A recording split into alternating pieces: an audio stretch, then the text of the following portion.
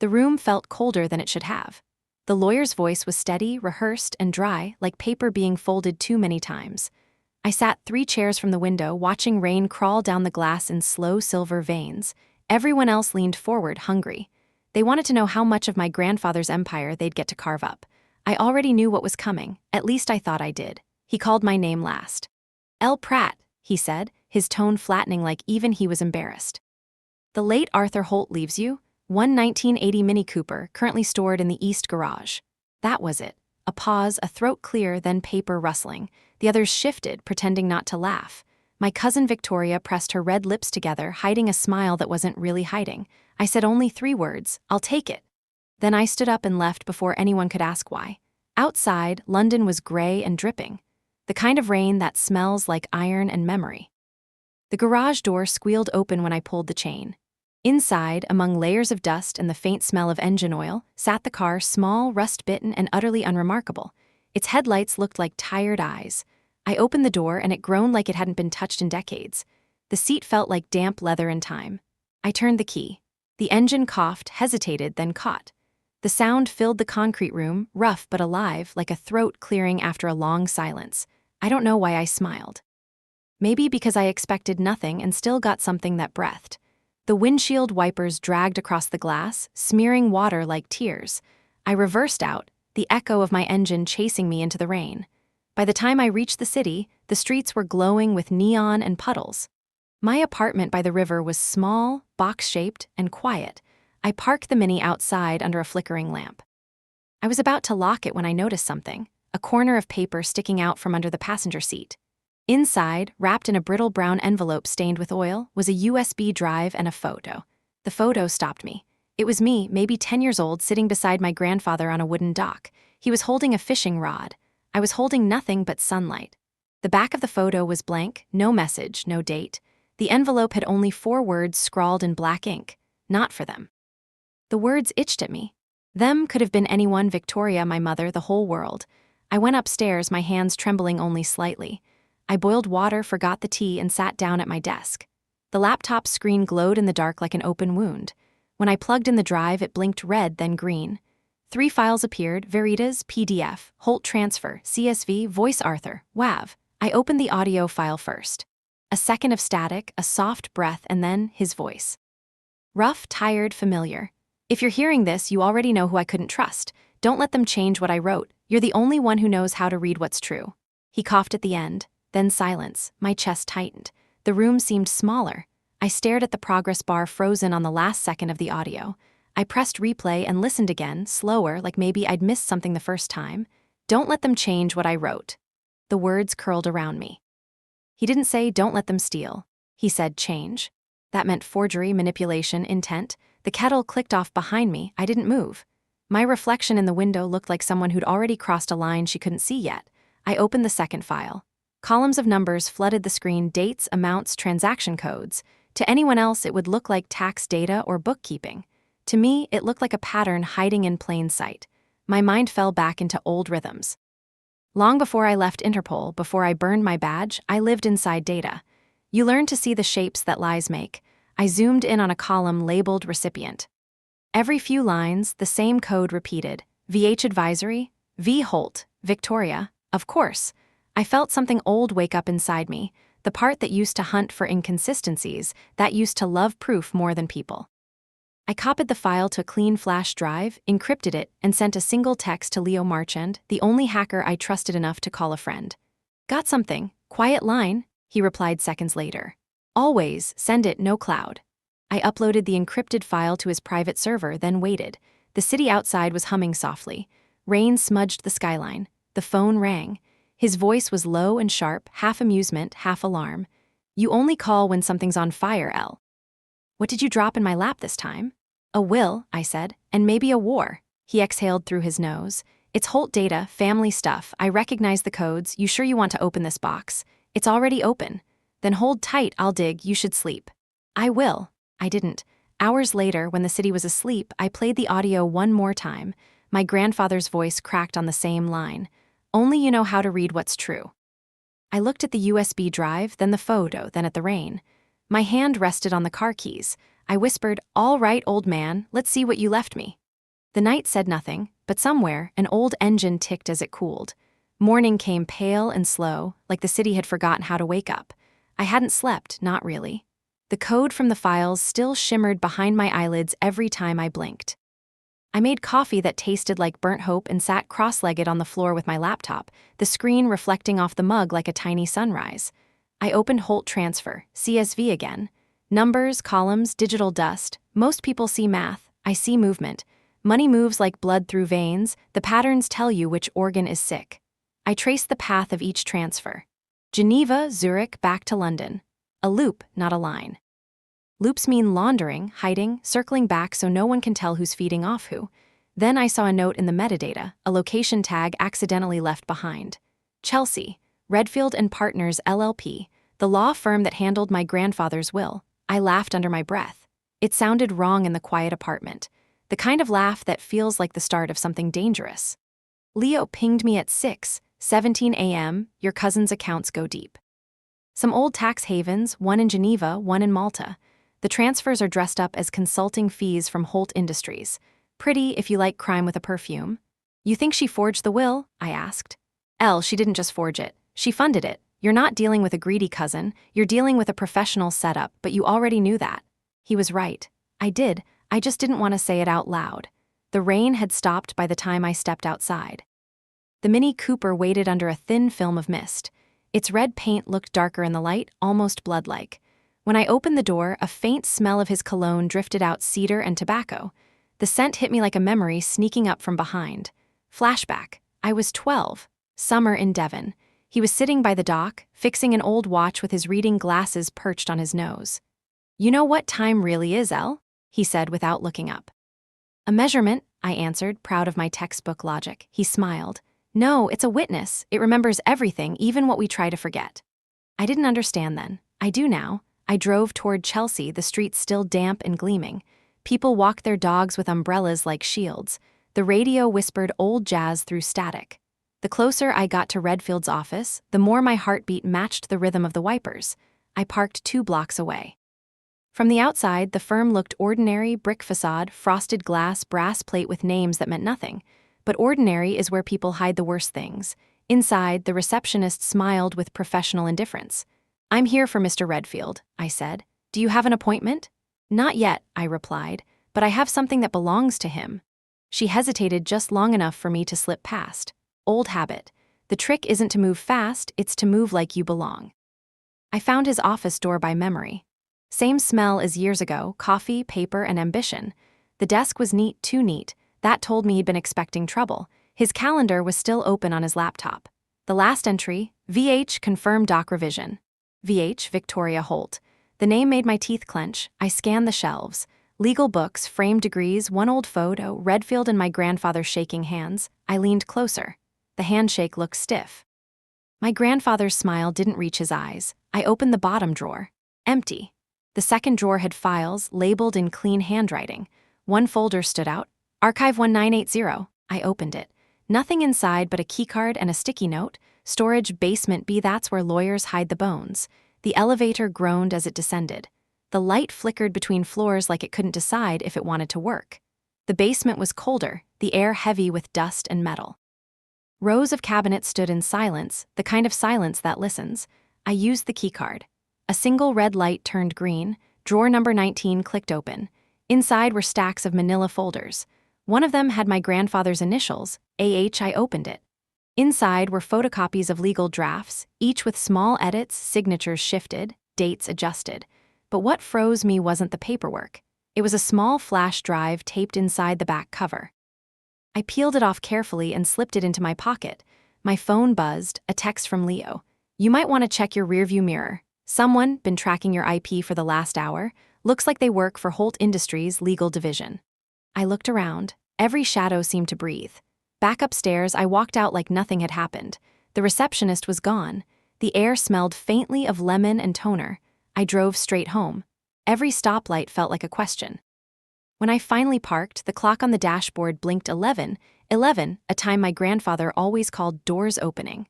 I wasn't sure if that was a sign or a warning. I plugged in the new drive. Only one file inside, Video 01 Mauve. My hand hesitated before clicking play. The footage was grainy, shot from a hidden angle in an office, this office. Redfield sat at his desk, signing a document. Another person entered the frame, handing him papers. Only their hand and voice were visible. The voice was calm, soft. "Make sure this one replaces the original, he'll never know." The hand pointed at the signature line. The ring caught the light. A simple gold band. I froze. I knew that ring. It was Victoria's. It was my mother's. My heart didn't beat for a full second. Then it did too hard, too loud. I slammed the laptop shut and pressed my palms against my face. The silence roared. I whispered to no one, "Why, Mom?" No answer came. Just the sound of rain starting again, steady and merciless. I sat there for a long time, the laptop still warm against the table. Then I stood, turned off the light, and let the darkness have me. In that moment, I knew this wasn't about inheritance anymore. It was about betrayal, and the kind that doesn't come from enemies. The old Mini Cooper sat quietly outside, the streetlight glinting off its hood like an eye half open. For a second, I thought I saw someone sitting inside, watching, waiting. When I blinked, the seat was empty, but I locked the door anyway. Morning arrived sharp and uninvited. My head felt full of static, and my hands wouldn't stop trembling, not fear, just adrenaline with nowhere to go. I hadn't slept. The video of my mother's hand passing that document kept replaying, a loop that wouldn't let me forget. I stood by the window, watching the Thames ripple under the early sun. London at dawn has a cruel beauty to it, soft light, hard truths. A city that never promises to keep your secrets. I told myself I'd seen wrong. Maybe it wasn't her. Maybe it was someone who wore the same ring. Maybe memory was playing tricks. But denial is a short bridge that always collapses halfway across. The laptop waited on the desk, black screen, like a wound I needed to reopen. When I powered it on, the first thing I saw wasn't the file, it was my own reflection in the screen. Eyes swollen, hair in knots, a version of myself that looked like she'd already lost. No, not yet. I opened the encrypted folder Leo had set up overnight. Inside, he'd built a full tree map of the data trails, green lines for legitimate transfers, red for anomalies, yellow for ghosts, meaning files that should exist but didn't. There were too many yellows. I clicked one. It traced back to a dummy foundation called Holtron Children's Fund, supposedly created for literacy programs in Eastern Europe. The transfers totaled more than £6 million. Every single payment had been signed by Victoria Holt and counterproved by Arthur Holt, my grandfather, at least on paper. But the signatures didn't match. I zoomed in. His real signature always had a small upward curl at the end, a habit he'd picked up from sketching music notes in his youth. This one stopped flat, machine stamped. Forged. I bit my lip until I tasted blood. Then came another anomaly, one that didn't belong to Victoria. A separate authorization chain, same fund, different signature, Margaret Pratt, my mother. The screen blurred as my eyes filled with something I didn't want to name. Anger, grief, both. I slammed the laptop shut, my phone buzzed. Leo. Still alive? His voice was lighter than it should have been. Barely. I pulled a few threads. You were right. The Holtron Fund's been a shell for years. Guess who filed the incorporation paperwork? Tell me. Redfield, but it gets better. 3 years ago, someone updated the signatory rights to include 2 new names, Victoria Holt and Margaret Pratt. My silence told him everything. He exhaled through the line. "Elle, you should walk away. You dig deeper, you'll find bones you won't be able to bury." "I'm not here to bury them," I said. "I'm here to count them." A pause. Then he said, quietly, "You sound like the old days." "I am the old days." I ended the call and grabbed my coat. The air outside bit my face awake. The city moved like a slow heartbeat, taxis hissing through puddles, people already late for their lives.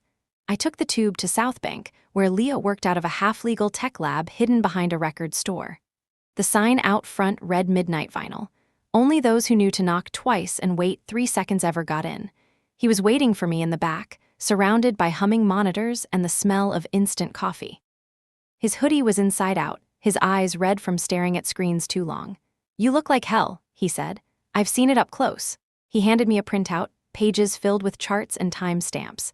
I cross-referenced the fund's transactions with Holt Industries project accounts. The fake charity was siphoning off money from a renewable energy contract in Oslo. You know what's funny? The contract's lead consultant used to be your mother. I stared at the paper until the numbers lost meaning. So it's real. Real enough to sink half the family fortune if the press finds out. He leaned closer, lowering his voice. "Elle, what's the endgame here? You expose them, sure, but if your mother, in this, you'll destroy her too." "I'm not destroying anyone," I said. "I'm just following what he left me." Leo nodded slowly. Then follow carefully. There's one more file from that drive we didn't decode yet. Encrypted differently, custom cipher, maybe something personal. Meaning. Meaning your grandfather didn't trust machines. He trusted memories. So he probably built the code from something only you would know. I thought back. Summers by the lake, him teaching me chess, how he'd whisper riddles at dinner like bedtime stories. He once said, the safest password is the one that lives in the heart of a memory. I looked at the file name again. Veritas, PDF truth. That's what it meant in Latin. So what memory held the truth? Then it hit me, the day we went fishing, the day from that photo. He asked me the same question 3 times that day. What's the first rule of catching something worth keeping? Patience, I had said. He laughed. No, silence. I typed silence as the decryption key. The file opened. Leo blinked. Well, I'll be damned. Inside the PDF were scanned pages of what looked like an early draft of Arthur Holt's will, completely different from the one that had been read at the ceremony. My name was listed under a full inheritance share equal to Victoria. There it was in black and white, L. Margaret Pratt, 50% estate, Holt Industries, equity and assets. The revision date on the bottom was 2 months before his death, but the version we heard at the reading was dated 1 week later, the forged one. I stared at the page until my hands started to shake. Leo whispered, they didn't just forge the signature, they rewrote the truth. I felt something in me settle, not peace, not satisfaction, something colder, the kind of calm that comes before a storm. I closed the laptop and said quietly, then we rewrite it back. He looked at me the way someone looks at a fuse right before it burns out. Be careful, Elle, they'll come for you before they come for the truth. They already did, I said. They just don't know I'm coming back. Outside, the sky was turning a bruised gray. Somewhere, a siren wailed. I pulled the collar of my coat up and stepped into the wind. If truth was a weapon, I was finally ready to load it. I left Leo's lab with the city pressing in close. The afternoon had turned the color of a bruise. The wind kept changing its mind. I walked to the river and let the cold bite my face until my pulse slowed. Truth is not a flame. It is a slow knife. You carry it for a long time before you decide where to place it. I needed a plan that did not rely on luck. Luck is loud and unreliable. Patterns are quiet. I texted Miriam Doyle and used the word consultation. She answered in under a minute and told me to come by after 6. She did not ask what kind of consultation. She already knew. On the way home, I stopped at a cafe that pretends time does not exist. There were glass cases of pastries that belonged to people who felt safe. I ordered tea. I did not taste it. I opened the cleaned copy of the will on my phone and read the same page again. My name, equal share, 2 months before he died. I thought about the night in the hospital. I had not been there. They said the flights were backed up. They said he was sleeping anyway. Now I wondered who decided that for me. I tried calling my mother. It rang once. Twice. Then the line cut itself. I did not try again. She would call when she was ready to decide how much of the truth she could stand. Maybe never. I reached my flat and changed into clothes that felt like armor. Black. Clean lines. A jacket with hidden pockets. The mini started on the second try. I took the back streets to the Holt mansion. The memorial gala was not until tomorrow, but rich houses rehearse even their grief. The gate guard recognized my face and pretended it was procedure when he wrote my name on a clipboard. The driveway curved like a question mark. Staff hurried from the service entrance to the catering tent. Someone cursed when a crate slipped. Someone laughed like money could solve gravity. I parked under a plane tree and sat there for a minute. The house looked like a painting that used to be a home. I watched light move through the upstairs windows. I counted patterns. The study, the small salon, Redfield's office. I had been in all of them. I could draw the floor plan with my eyes closed. I stepped out and walked the perimeter the way we were taught to do in Lyon when we needed to memorize a place without looking like we were memorizing it. You glance at a hedge for leaves and see the camera tucked inside. You pause at a gutter for a pebble and note the silent alarm sensor near the sill. You fix your hair in a window and map angles of reflection. You do not look nervous. You let the house underestimate you.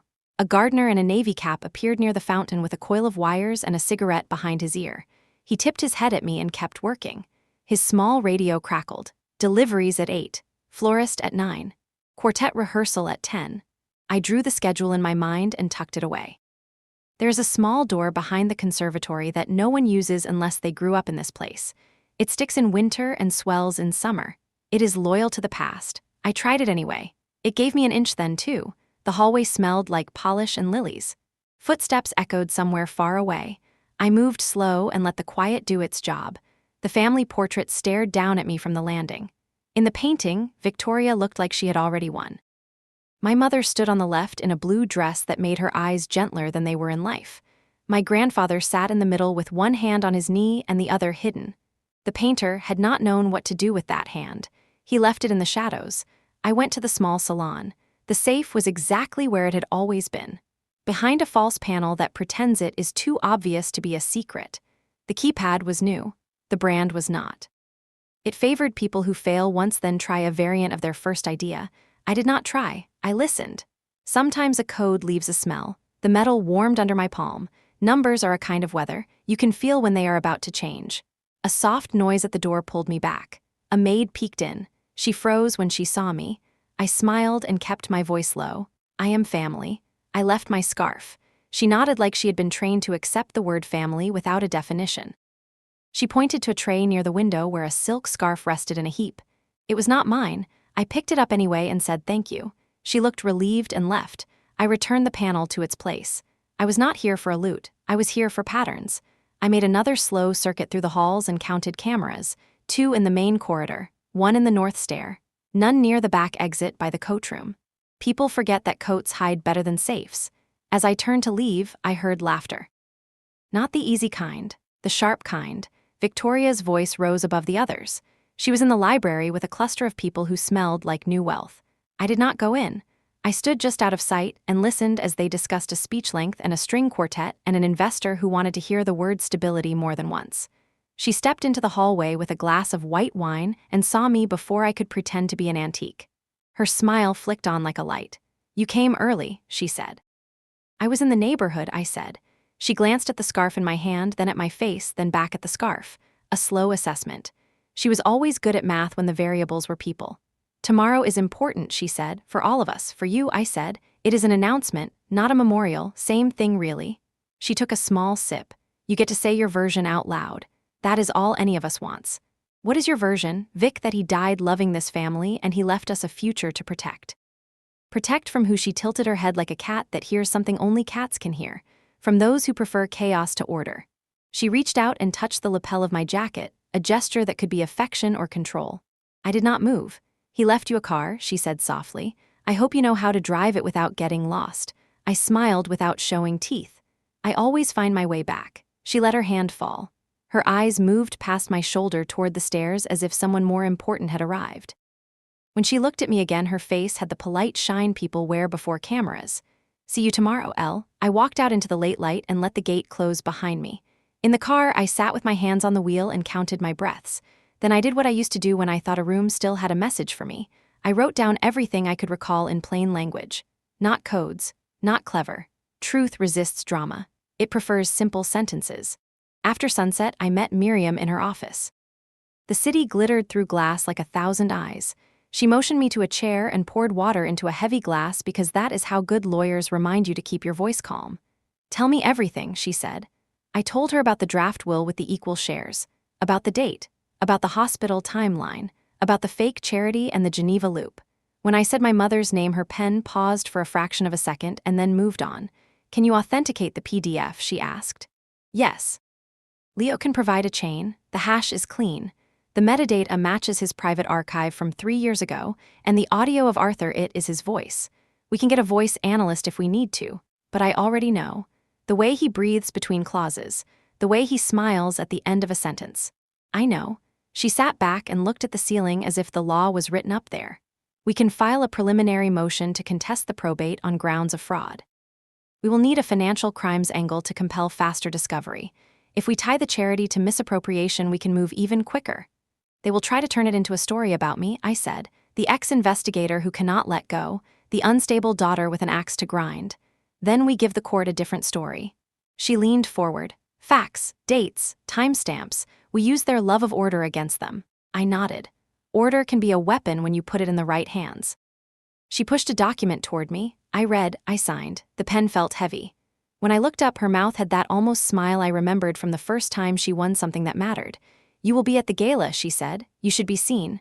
Calm, present, a person who has nothing to hide. I prefer to be a person with nothing to prove. Even better, I left the office with copies that felt like a map. The night had turned sharp. The moon hung low over the river. The Mini sounded steadier than it had yesterday, like it liked being useful again. At home, I spread the documents on the table and laid the photo of the doc in the center like a compass. I opened the Voice Arthur file and listened to the breath before the words. He had always been good at beginning. He taught me that the first line tells the reader whether to trust you. I remembered a day at the lake when the air smelled like smoke from a nearby burn pile. He handed me a compass and said, "North is not a promise. It is only a direction, you still have to walk." I slept 3 hours. When I woke, my phone buzzed with a calendar alert I had not set. A small notification. Holt Memorial. 11 o'clock, formal, I had not set it, which meant someone with access had done it for me. A courtesy, or a warning. I showered. I dressed in black that read as respect and not battle. I tied my hair in a way that did not invite commentary. I slid the photo into the inside pocket of my jacket. I slipped a small recorder into the other pocket because I have never regretted recording the moment someone tells the truth by accident. When I reached the mansion, the street outside had been transformed. Velvet ropes. Cameramen. A line of cars with drivers who pretended they could not hear the questions. Flowers at the entrance in white and green. Clean grief. Photogenic grief. I stepped onto the stone and felt 100 eyes ask the same thing. Will she break? The only answer I had was the one my feet gave. They kept moving. Inside, the air smelled like lilies and money. A quartet played something polite. People who loved my grandfather in the way investors love an index gathered near the champagne. I moved through them like a thought they did not want to think. Victoria stood near the portrait with a small clutch and a face that had practiced today in a mirror. She saw me and did the tiniest nod that can mean welcome or checkmate. My mother was not there. The absence felt heavy and shaped like her. A man in a dark suit approached and introduced himself as a journalist from a paper that likes to say it is serious. He asked me what Arthur Holt meant to me. I said one word, everything. Then I walked away. You do not feed a story by giving it adjectives. The program began. Lights softened. A screen lowered. The first video rolled. Photos of a young man who built a small company into a large one. Music that made people dab at their eyes even if they could not remember why they should. I watched and let the pictures pass through me like weather. When it ended, Victoria stepped up to the microphone. She spoke about legacy and responsibility.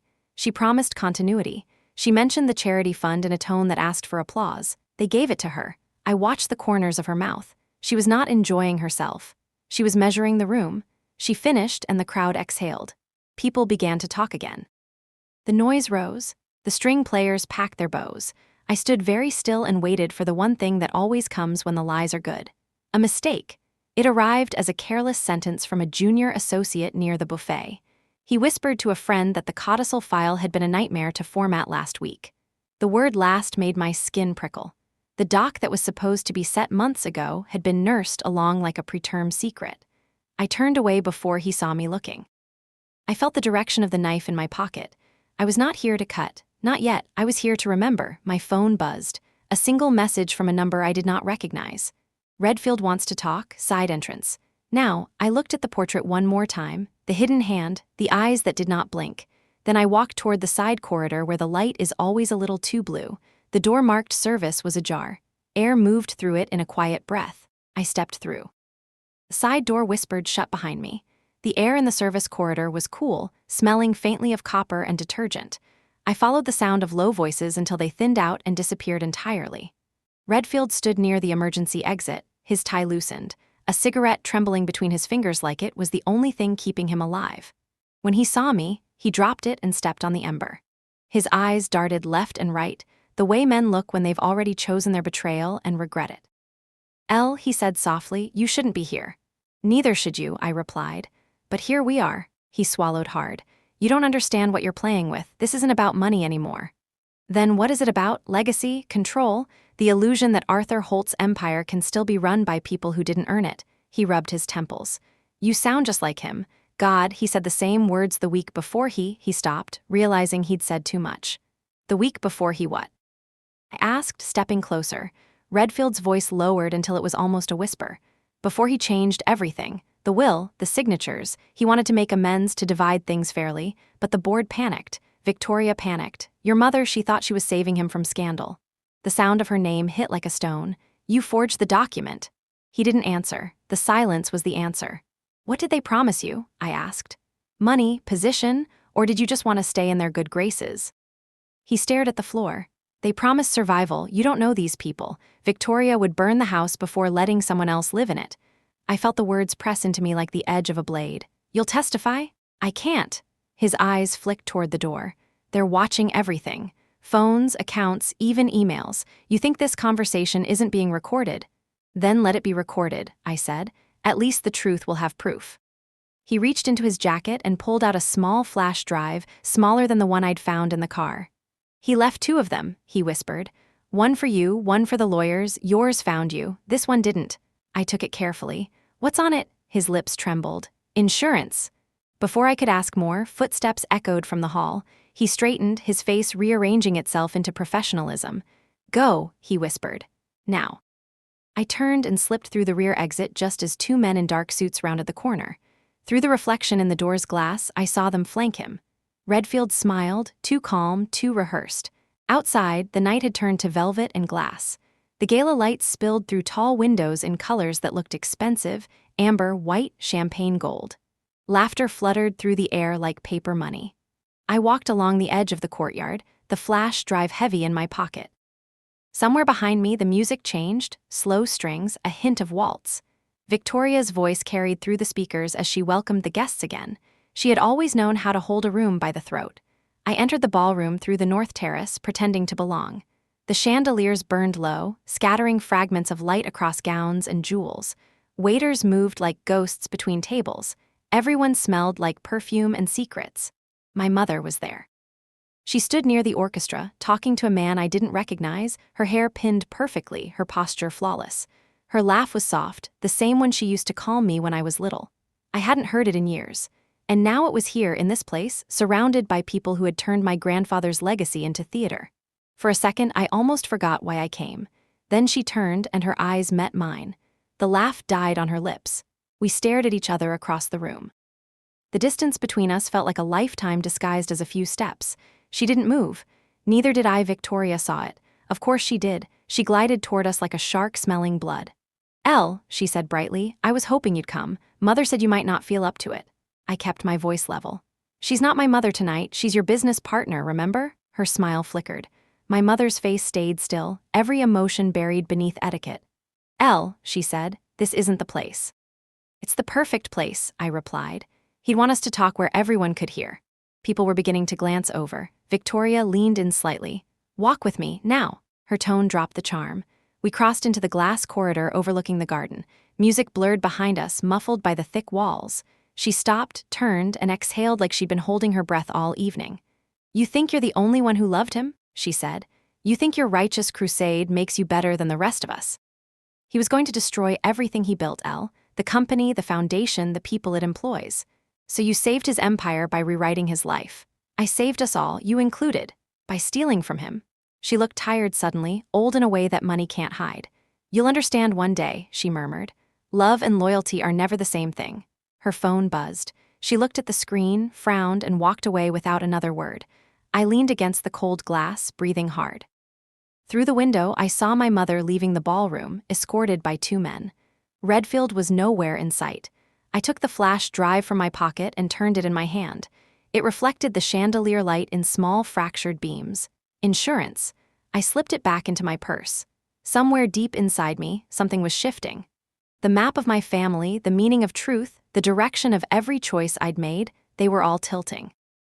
I didn't notice the man in the gray coat watching me from the stairwell until I was already heading for the exit. He wasn't a guest. His eyes weren't curious. They were waiting. As I stepped past him, he said quietly, almost kindly, "Be careful, Miss Pratt. Curiosity is fatal in this family." I stopped, met his gaze. "So is loyalty," I said. Then I walked out into the cold night, and for the first time since the will was read, I didn't feel lost. I felt hunted. The city felt different after midnight. Quieter, yes, but not softer. The kind of quiet that hums under your skin. I drove with one hand on the wheel, the other wrapped around the flash drive like it could bite. The rain had started again, tracing slow patterns across the windshield. Every red light felt longer than the last. Back in my apartment, I locked the door twice and killed the lights. The laptop blinked awake in the glow of the street lamps. I didn't even take my coat off. The drive slid in with a quiet click. It took a moment for the files to load. There were 3, no names this time, just timestamps. The latest one was dated the week before my grandfather died. My heart hit a slow, heavy rhythm. I opened the first, security footage from the Holt estate office. Same room I'd seen in the earlier video, the one where my mother's hand appeared, but this was from 2 weeks earlier. Arthur Holt sat at his desk, looking frailer than I remembered. His oxygen tube rested against a stack of legal folders.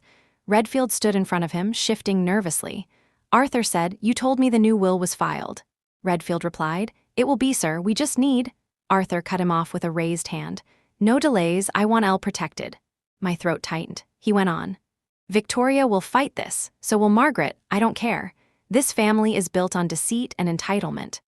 I want one honest person to inherit something, even if it's not the money." He looked straight at the camera. I don't think he knew it was there, but it felt like he was staring right through time. "Tell her," he said softly. "Tell her to follow the silence." The screen flickered. End of file. I opened the second. The angle was different, closer, like the camera had been moved. This time my mother stood beside Redfield. She looked furious. "You can't change it now," she hissed. "He's not thinking straight." Redfield muttered, "He signed already." "Then destroy it, do you hear me? Destroy it." Her voice cracked. "She'll tear this family apart." He said he wanted her to have a choice. She took a deep breath, eyes wet. "He wanted to punish me. He knows what I did." "What did you do?" Redfield asked. She didn't answer. She just pressed her palms against her face, whispered something I couldn't make out, then left. The file ended there. My body felt heavy, like gravity had thickened around me. I played the third one. The video was grainier, darker. The timestamp, 11:37 p.m., one night before Arthur's official time of death. He was in bed, half-sitting, struggling to breathe. Someone entered the frame, Victoria. She leaned down, spoke too softly to hear. He didn't respond. She looked toward the camera for a split second, then turned off the lamp. Black screen. I replayed that moment again and again. Her eyes had caught the light just before the frame went dark. Not a mistake. A look like she knew the camera was there. I sat in silence for a long time, the hum of the fridge the only sound in the room. Then my phone buzzed. A single message. Unknown number. "You shouldn't have opened it." No name, no location, just that sentence. I turned off the phone. Every instinct screamed that I should leave, go somewhere else, but another voice, his voice, said, "Follow the silence." The only silence left was inside that car. I grabbed the keys and headed downstairs. The rain had stopped. The street was slick and shining under the sodium lights. I got in the Mini and just sat there for a while, listening. No sound except the faint tick of the cooling engine. I opened the glove box, half expecting another envelope. Nothing. Then I noticed the faint line on the underside of the dashboard, near the passenger side, too precise to be a crack. I ran my fingers along it until something clicked. A hidden compartment opened. Inside was a small metal case, about the size of a pack of cigarettes. On top, etched in shallow letters, "If she listens, she'll find me." I opened it. Inside, another USB drive, this one older, scratched, with a red sticker marked "Final." My breath caught. I knew what this meant. The first drive led me here. This one would finish what he started. I plugged it into the car's built-in port. The screen on the old stereo flickered to life. There was no video, just audio. Arthur's voice, faint but steady. "Elle, if you're hearing this, it means they've tried to erase me." But you can't erase a man who told the truth twice. The first truth is the one they forged. The second is the one you'll carry. He coughed. "You'll find a key in the family archives under Redfield's files. It unlocks what they thought they destroyed. Don't trust Victoria. Don't hate your mother. She acted out of fear. But Redfield, he knows the balance. He'll show you if he still can." There was a pause, a long inhale then. "When the time comes, you'll have to decide if you want justice or peace. You can't have both." The file ended. I sat there, shaking, staring at the windshield, fogging from my own breath. The night outside looked blurred, unreal. Justice or peace? The words kept looping. In the mirror, I saw movement, a silhouette passing under the streetlight. I turned sharply. No one there. My heart hammered. Then faintly under the seat, a small sound, a beep. I reached down and pulled out a tracking device, blinking red. Active. They'd found me. I turned the key and the engine roared to life. The tires screeched against the wet pavement as I pulled away. The reflection in the rearview mirror showed a black sedan sliding out from the shadows behind me. I pressed the pedal harder. Whatever my grandfather wanted me to find, I'd have to stay alive long enough to find it. I reached over just before sunrise. The sea was a bruise-colored sheet under a sky that couldn't decide between night and day. I hadn't slept. The Mini hummed low like it understood I needed silence more than rest.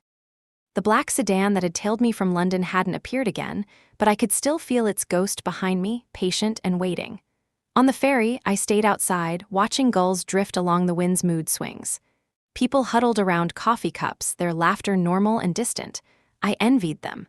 My normal had been stripped away, one lie at a time. By the time the ferry reached Calais, the wind had sharpened.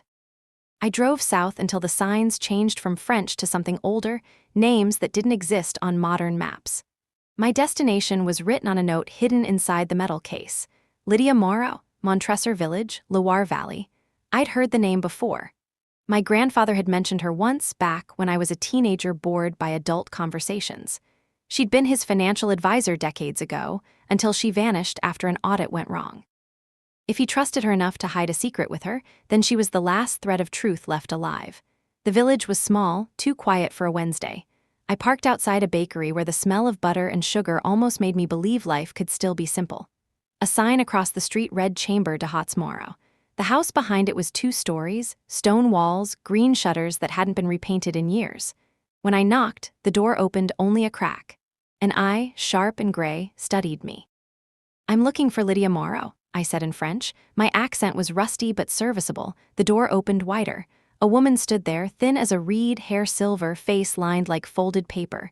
"You're English," she said. "Half," I answered. "The wrong half most days." Her gaze softened a fraction. "You have his eyes." The words hit like a small explosion.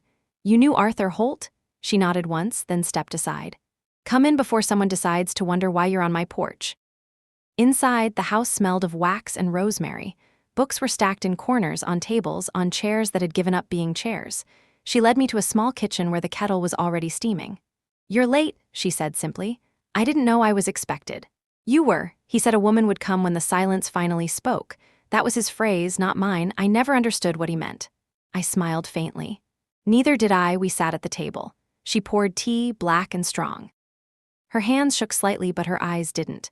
"He sent me something," she said. "Years ago, told me to guard it until his granddaughter arrived. I thought he was being dramatic. Then the news came that he was gone. I locked it away and waited."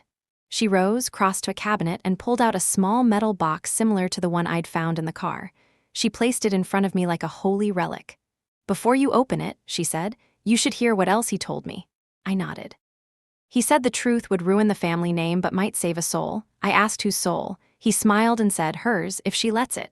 My throat tightened. Did he say what he meant? No, but he spoke like a man who had confessed too late. I opened the box. Inside was a folded letter sealed with red wax bearing his initials. Underneath it lay a small brass key. I broke the seal and unfolded the paper. His handwriting flowed across the page, firm even near the end. "L, if this finds you, it means the board has done what I feared. There's a ledger hidden in the family archives beneath the chapel wing at Holt House. It records transactions that were never meant to exist. Your mother knows part of it. Victoria knows too much. Lydia kept a duplicate for me. She is the only one who still remembers why I built Holt Industries the way I did, to protect the powerless, not feed the powerful. If you find the ledger, don't publish it. Understand it first." The truth is never clean. I looked up. Lydia was watching me carefully. "Do you still have your copy?" I asked, her mouth tightened. "Not anymore, it was taken." "By whom?" She hesitated. "A man who said he represented your mother. He came 3 years ago. He was polite. He paid well. He said you would never come." "Did you believe him?" "I wanted to." She looked down at her hands, at the faint tremor in her fingers. "I thought maybe Arthur had been wrong about all of you. I see now he was." I closed the letter. "Do you remember what was in the ledger?" "Some of it. A project in West Africa, shell corporations, money that vanished and reappeared in the Holt Foundation accounts. There was one entry that frightened me, a payment marked only as the arrangement." "What was it for?" She met my eyes. "A hospital." I frowned. "That doesn't sound illegal." "Not unless the patient wasn't supposed to survive." The room went silent. The kettle clicked off by itself. "You're saying?" "I'm saying Arthur Holt's death may not have been the accident you were told." The words landed like glass breaking inside my chest. For a moment the world tilted, and I had to grip the table to steady myself. She continued, voice low. "There were injections listed under experimental treatment. Vitamin therapy, they called it, but the invoices came from a pharmaceutical front in Zurich. I tried to raise questions. The next week, my audit clearance was revoked. I left the company the next day. I stared at her. "Do you have proof?" "I had, until your mother's man took it." The clock ticked once, twice. Why would she? I stopped. The answer was already forming, to protect herself, or to protect me, or both. I asked, "Did he leave anything else?" She smiled faintly, almost sad. "Only this." She handed me a small Polaroid, my grandfather and a younger version of her standing in front of the Holt estate, smiling.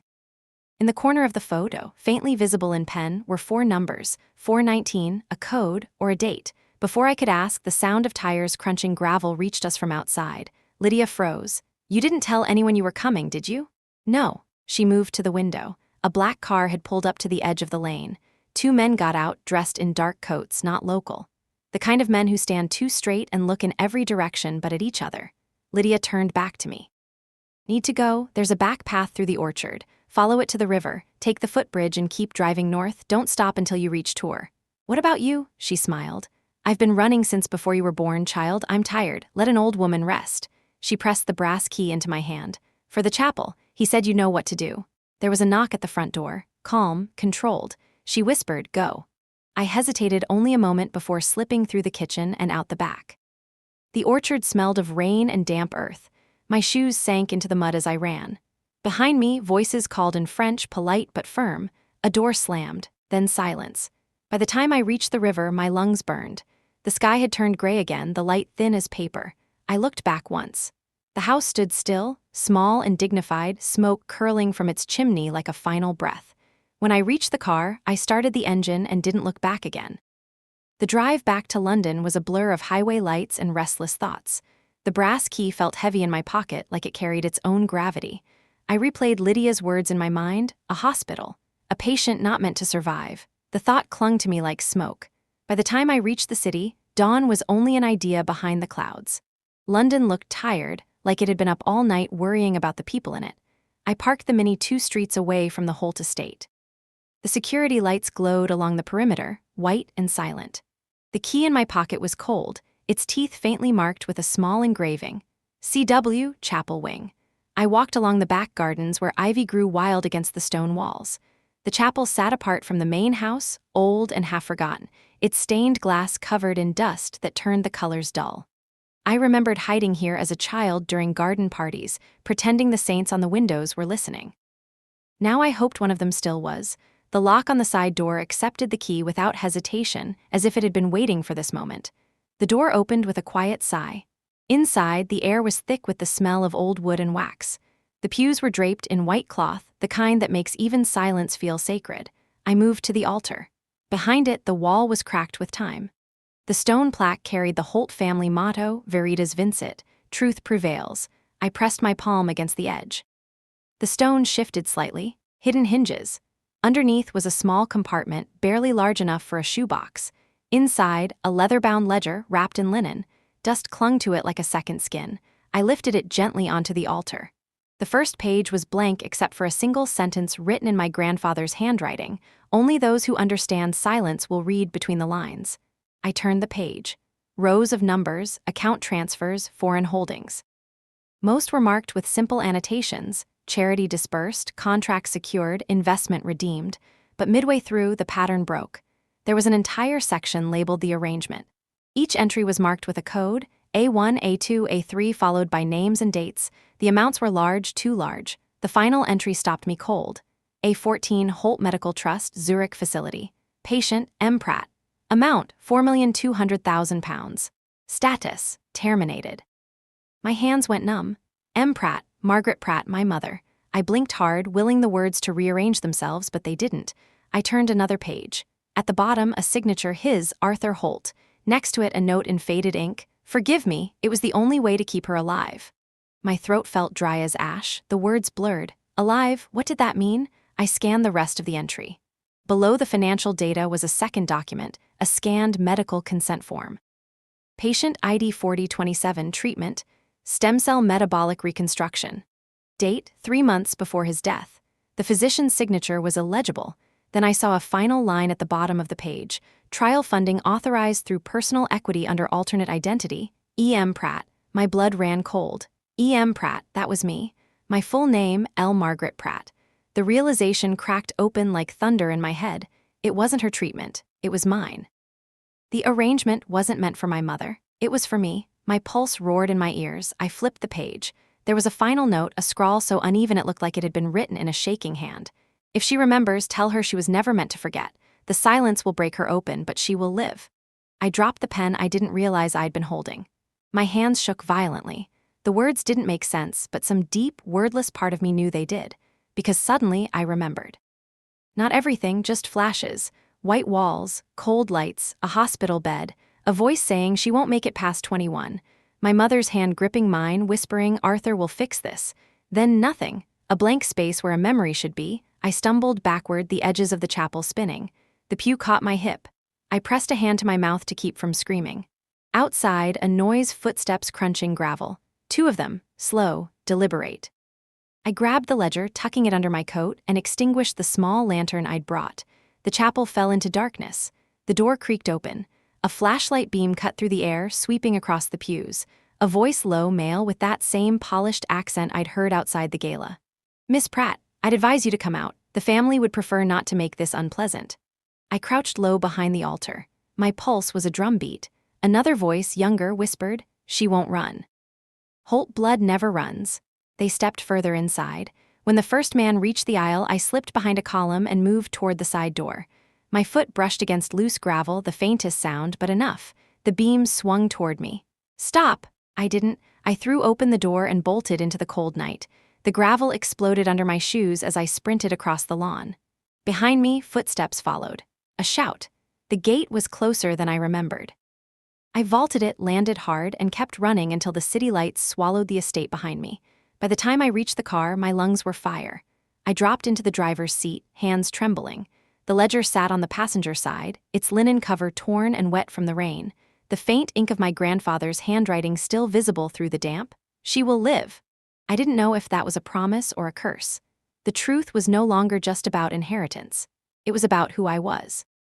Because now I had to face the possibility that the person called L. Pratt, me, might not exist the way I thought she did, and that my mother hadn't betrayed me. She might have created me.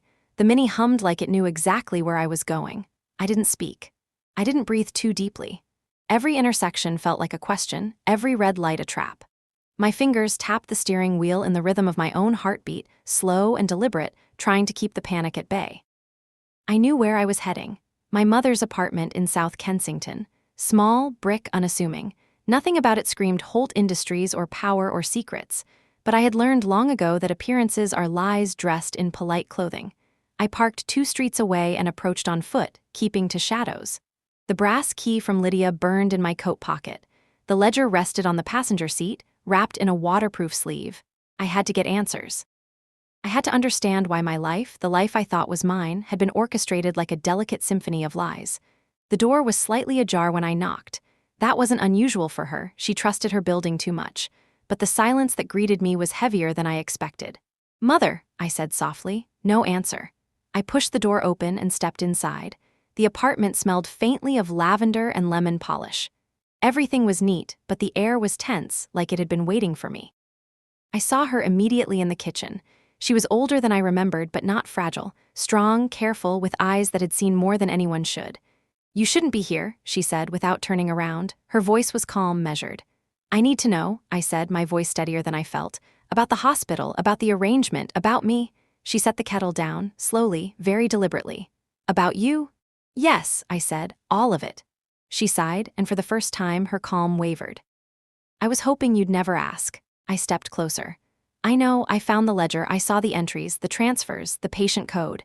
E.M. Pratt, that's me, isn't it?" She nodded, finally facing me. "Yes, it was always you. You were always meant to survive." I blinked. "Survive what?" "The arrangement," she said simply.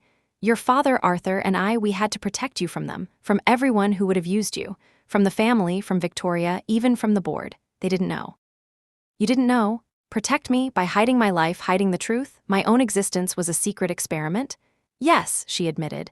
"And you had to be ready. You had to be strong enough to handle what comes next." The words hit me like stones. My whole life, every choice, every memory suddenly felt engineered, manipulated, preordained. "Why didn't he tell me?" I asked, voice trembling. "Why not tell me everything?"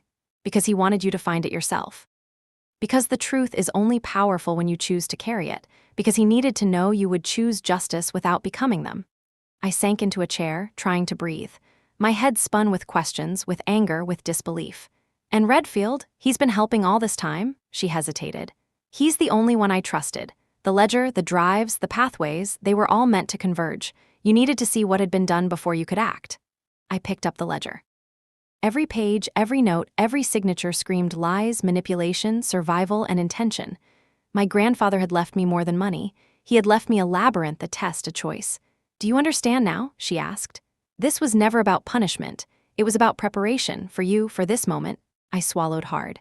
"Then I have to finish it. I have to expose the truth. I have to confront Victoria, uncover the full scope of what they did." Her eyes softened. "Yes. But remember, Elle, the ghosts in the blood are always watching. Not everyone is as loyal as you think. Not everyone is who they claim to be." I nodded, gripping the ledger tighter. "I'll be careful." Outside, the city hummed under the early morning light. I could feel the weight of what I had discovered, the burden of knowing the truth, and the urgency to act before it consumed me. I left her apartment, sliding into the Mini, engine purring, eyes scanning the streets. Somewhere, someone was tracking me. I could feel it, but for the first time since the will, I wasn't afraid. I was ready. The first step in unraveling the conspiracy had been taken, and the first wave of danger was coming. The Mini slid into the underground parking garage beneath Holt Industries. Concrete, faint echoes, and fluorescent lights that buzzed like a low warning. I kept the ledger close, the drives hidden in the coat lining. Every shadow felt like it had a purpose tonight. I had a plan, fragile but executable. Leo had mapped every network connection, every private server, every backdoor Redfield had helped set up. My mother had given me the pieces. Now it was time to put them together. I slipped through the service elevator to the IT wing. Access cards hung on hooks as if everyone forgot the one rule: power is only as safe as the person guarding it. I had the right one. The system beeped, a soft green. The room smelled like electronics and stress. Banks of servers hummed low, a mechanical lullaby. Leo was already there, eyes glued to a monitor. "Ready?" he asked without looking up. "Always," I said. He handed me a tablet. I mirrored the drives. "You can navigate the network without touching the mainframe. They'll never know you were here." I slid my fingers over the screen, opening encrypted folders, following the breadcrumb trail my grandfather had left. Transactions, contracts, ledger files, most were normal on the surface. Most. But there it was, Victoria Holt's signature, forged, repeated, transfers to shell companies, misappropriated charity funds, and a folder labeled personal arrangements, the one I'd been warned about. I opened it. Inside, files with medical records, hospital invoices, and payment confirmations, all in her name. Or rather, in the name of the entity she thought no one would check. I scrolled to the last entry, a note from Redfield, time-stamped last month. He had prepared a backup narrative for Victoria in case I discovered the ledger. I froze. He had anticipated me. The door opened behind me, soft, almost imperceptible. I didn't turn. I already knew who it was. Victoria Holt stepped into the room, a smile that didn't reach her eyes. "I wondered when you'd show up, Elle," she said. "I wondered how long it would take you to notice," I replied. She circled me, slow, deliberate, predator-like. "Redfield told me you might dig." I hoped he exaggerated. Seems he did not. "You should have hoped I would," I said. She laughed softly, the kind of laugh that makes people question if it's amusement or venom.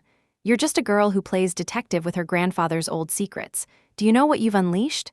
"I know exactly what I've unleashed," I said, tapping the tablet, showing her the folder. "All of this. Your misappropriations, your forged codicils, your manipulations." Her smile faltered for a fraction of a second. "You think this will ruin me? You don't understand the rules of Holt Industries. The board, the investors, the press, they follow the narrative I write, not the truth." "Not anymore," I said. "Redfield left me enough to expose everything. You can spin the story all you want. You can try to control the board, the investors, even the media. But the ledger doesn't lie, the audio doesn't lie, the evidence doesn't lie, and I won't let it be buried." Her expression hardened. "And your mother? You think she'll help you, or will you sacrifice her too like you think she sacrificed you?"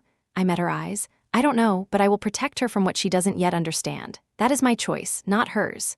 She straightened, pulling her phone from her pocket. "You're reckless, Elle. You have no idea what comes next." "I do. I've spent a lifetime preparing for it without knowing it, but I'm ready now." The servers hummed around us, a mechanical heartbeat that matched mine. I knew she wasn't bluffing. Neither was I. She walked toward the door. "Then we'll see who survives the night." I stayed where I was, my fingers brushing the tablet.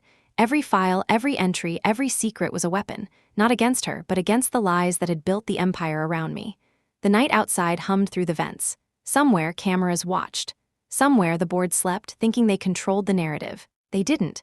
And for the first time, I felt fully awake. The courtroom smelled like polished wood and old paper. Every bench, every chair, every angle had the weight of expectation pressed into it. I walked in, ledger in hand, a folder of exhibits hidden under my coat, and felt the eyes of the gallery on me immediately. They were hungry, not for justice, but for spectacle. Victoria was already seated, her posture perfect, her eyes scanning the room like a predator sizing prey. She didn't look surprised to see me. She never did. That was her weapon, the pretense of control. Miriam Doyle, my lawyer, nodded once as I approached. Her calm steadied me in ways words never could. "You ready?" she whispered. "I was born ready," I replied. The judge entered. Formal, detached, the kind who has long learned that in cases like this, the facts are secondary to the theater. But we had the facts. Every transaction, every signature, every ledger entry had been verified. No one could dismiss it. Victoria's team presented the codicil first. Clean signatures, perfect dates. Certified by the law firm. The narrative was simple. L. Pratt, unstable, obsessed, had no claim. She was angry. She wanted revenge. She could not be trusted. I stood when Miriam motioned. "Your Honor, we will present evidence that proves the codicil is forged, the signatures manipulated, and that the late Arthur Holt intended a different allocation of assets entirely." The room leaned forward. Cameras hummed. Victoria's smile twitched imperceptibly. I connected the tablet to the courtroom system. First, a series of ledger scans, my grandfather's handwriting highlighted, financial trails mapped, shell companies, Holtron Children's Fund, Zurich facility, all accounted for. Then the audio, the faint voice of Arthur Holt, calm, deliberate. "If you are hearing this, you already know who I could trust. Only Elle knows the truth. Only she will understand it." Murmurs spread. The gallery shifted in their seats. Victoria's eyes narrowed, lips tight. Next, the video from the Holt estate, the footage I had decrypted in the chapel archives, my mother's hand passing documents, Redfield standing by. I let the footage play once, twice, each frame precise, undeniable. The judge's face remained stoic, but I saw him lean forward slightly. The room went silent, not a cough, not a shuffling foot. Silence. Victoria's team tried to interject. Claims about mental instability, obsession, revenge fantasies. Miriam countered with calm logic, pointing to timestamps, corroborated accounts, and expert verification. And then the twist. I pressed play on the final video, the one from the old metal case. Arthur Holt speaking directly to me, explaining the ledger, the arrangement, the moral test he had orchestrated for me. The words echoed through the room. "Do not become what you are fighting. Only then will you truly inherit the truth." Gasps, whispers. Victoria's face changed. Her perfect mask cracked. The judge called for order. The room settled, but the tension was tangible, almost physical. The first plot twist had publicly landed. Victoria sat frozen. My mother's name had appeared in the ledger. The financial misappropriations, the forged documents, the hidden transfers, all laid bare. I leaned slightly toward Miriam. "It's not over," I whispered. "No," she replied. "But we've opened the door." Outside, the city continued, unaware of the storm inside, but I had felt the first tremors. The world I had thought I knew, family, trust, loyalty, had fractured. And I had the proof to show it. I exhaled slowly. This was only the beginning. The courtroom was my battlefield now, and the ledger, the audio, the video, everything my grandfather had left was my weapon. The courtroom had become a stage. Every whisper, every cough, every camera flash seemed choreographed to heighten the drama. Victoria's team rose, attempting to regain control. Lawyers in gray suits gestured toward the judge, citing procedure, propriety, even my supposed instability. I stayed seated, calm, ledger and tablet in front of me. My grandfather's words echoed, "Do not become what you are fighting." Miriam rose, her voice measured. "Your Honor, all claims of instability are irrelevant. The evidence presented is factual, verified, and time-stamped. The ledger, the audio, the videos, they confirm the intentions of Arthur Holt. The codicil presented by Victoria Holt is forged." The judge's gavel remained untouched. Silence settled, heavy as lead. Victoria's face, always composed, betrayed the first crack, a twitch in her jaw, a tightening around her eyes. She stood. Her presence dominated the room. "Your Honor, I assure you, these accusations are baseless. The witness claims are unsubstantiated. L. Pratt is not only emotionally compromised, but she also had access to the materials without authorization." Miriam countered immediately. "Authorization is irrelevant when the documents themselves prove the intent of the decedent. Every transaction, every signature, every note corroborates the claim that the will's final form was manipulated." I could see Victoria's fingers flexing, holding back the storm behind her words. She turned slightly toward the gallery. If the court allows this, it sets a dangerous precedent. A granddaughter, guided by personal motives, claims the right to interpret legal documents. This is dangerous and reckless. I leaned forward, voice quiet but deliberate. No interpretation is needed. The ledger shows who benefited and the videos show intent. The codicil is a fabrication. The financial transfers are misappropriated. It is not my opinion, it is fact. A murmur rose in the courtroom. Cameras clicked. Phones buzzed. The gallery shifted like a flock of birds taking flight. The judge raised a hand. "Order," he said, voice even though his eyes betrayed interest. Victoria took a deep breath. She moved to the side table, pulling out a folder marked confidential legal defense. She flipped through it quickly, then held up a document. "Your Honor, these documents, if accepted, will show that the claims are exaggerated. They reflect prior authorization by Arthur Holt for all transactions. The granddaughter's interpretation misrepresents the facts." I opened the tablet and projected the ledger next to her documents. The entries matched dates, amounts, and recipients, but the notes and annotations in Arthur Holt's handwriting were unaltered. The digital timestamps confirmed when the scans were made. Miriam spoke again. "Your Honor, the entries she presents are only partial. The ledger on record, verified by multiple sources, contradicts her narrative. The transfers were not authorized. The codicil is forged. Every assertion by the defendant's team is demonstrably false." Victoria's lips pressed together. I saw the strain. She had underestimated me, or perhaps overestimated her control over the narrative. Either way, she was slipping. Then came the first public twist. The audio from the final metal drive played over the courtroom system.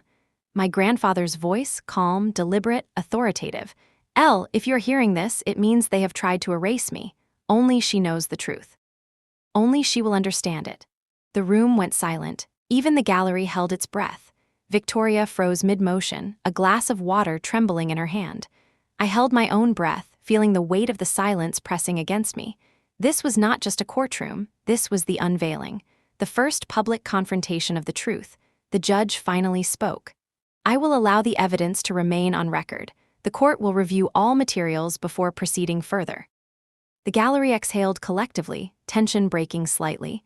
Cameras flashed, capturing Victoria's controlled panic and my calm determination. Outside, in the quiet corridors, I whispered to Miriam, "It's just the beginning." She nodded. "Yes, but you've shifted the ground beneath them. They're no longer untouchable." I looked at the ledger, at the tablet, at the documentation of everything my grandfather had left. Justice, truth, inheritance, all converged here. But so did danger. Victoria's eyes met mine. A silent calculation passed between us. She would strike next. The board would act. The media would swarm, but now the world knew a part of the truth. And for the first time, I felt I had the momentum. The city was waking slowly when I left the courthouse. London looked different in the early light, softer, quieter, like it hadn't yet realized the truths now hanging in the air. I walked to the Mini parked a block away, letting the morning chill sink into my bones. The ledger rested in the passenger seat. The flash drives in my coat pocket were small, almost fragile, but they carried more weight than any gold or property. For the first time, I understood that what I had inherited was not money. It was knowledge, responsibility, a chance to choose who I wanted to be. I drove to my apartment by the river, letting the water and mist blur the edges of the city. I needed to think, to map my next steps. The ledger opened on my lap, pages soft from years of handling. Every entry, every note, every annotation from my grandfather reminded me of the man who had orchestrated this labyrinth of truth and deception. I remembered him at the lake. Summer, the sun low on the water. He handed me a compass. "North is not a promise," he said. "It is only a direction. You still have to walk." I had walked, and I had learned that inheritance was more than wealth. It was the gift of clarity in a world built on lies. The first step was clear. The misappropriated funds, the shell companies, the forged codicil, all needed to be addressed. I made a list, drafting emails to investigators, financial authorities, and the auditors who had trusted the wrong hands for too long. The truth could not remain buried. Next, the ledger entries tied to the medical arrangements. I couldn't change the past, but I could ensure that the lessons, the intentions, and the safeguards my grandfather had left would be honored. I made a note to meet with medical experts, legal representatives, and my mother. She had acted out of fear, but now she needed protection, guidance, and understanding. I took a deep breath.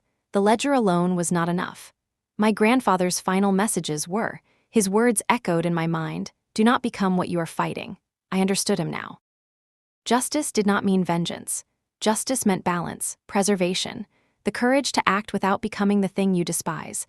I reached for the metal case from Lydia, the final drive, and slid it into my laptop. The last message played, his voice calm, warm, familiar.